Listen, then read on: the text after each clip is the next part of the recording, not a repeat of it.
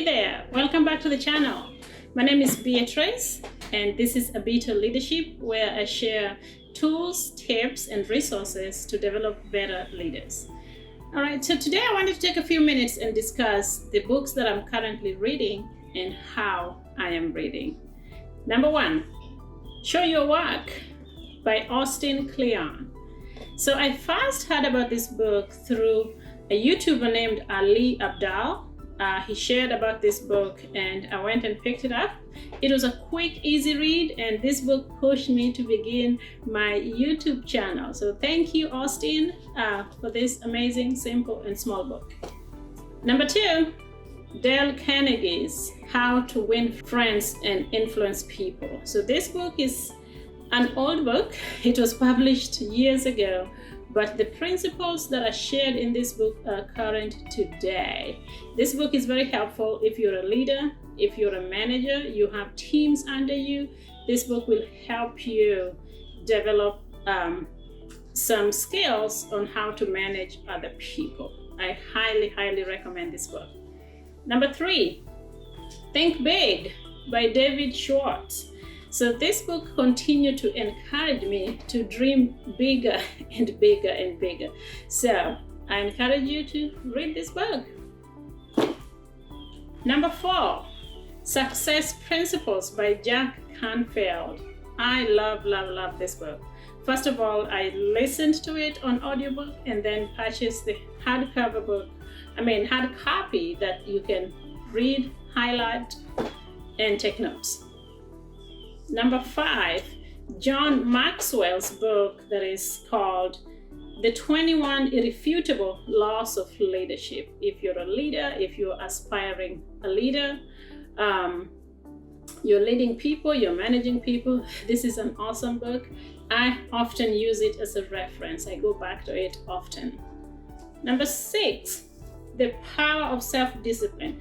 No excuses. So this is an awesome book to help you develop that self-discipline to be able to do things. And then the books that I plan to read this summer, this is a book by Patrick Lencioni. It's called The Advantage. And then another book by Patrick Lencioni called The 5 Dysfunctions of a Team. And then Serve to be Great by Matt Tenney. Serve to be Great. And then number 10, Good to Great.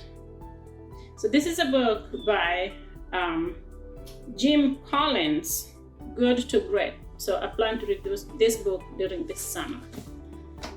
All right, so as a leader, my key message here is that as a leader, you cannot give that which you don't have. So in order to continue to inspire, innovate, influence, and develop other people, you have to continue to develop yourself. Reading is paramount to be able to achieve this. My number 2 point is that embrace learning, embrace continuous learning. The world is moving very fast. Unless you're curious and you embrace continuous learning, you will not remain relevant. So embrace learning and continuous reading. So how I managed to read. So a long time ago, I never used to read, not because I don't like reading. I love to read, but I didn't have the time to read. So I figured out how to incorporate reading in my daily habit. So you hear about the 5 o'clock club. So I decided to join the 5 o'clock club. These are the people that wake up at 5 o'clock or even earlier, depending on your schedule, what time you have to be at work, what time you have to be at the office. So you have a chunk of time or a block of time that you invest in yourself. You develop yourself before you go into the office. Because once you're in the office, you are there to serve people, you are there to influence people, you are there to give.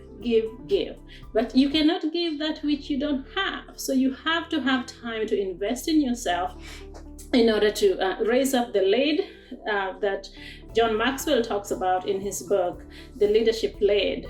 So you have to continue to learn, to increase yourself, to increase your knowledge, increase your skills, be better, find new ways to do things in order to be able to continue to give to other people. So investing in yourself early in the morning before you get to the office is a key. So number 2 way of how I read is during my commute. I happen to live in Atlanta, Georgia, where we are blessed with ample amount of commute time. So currently my commute to work is 1 hour to work and then 1 hour back home. So I use this time to invest in myself. This is a 1 hour that is uninterrupted.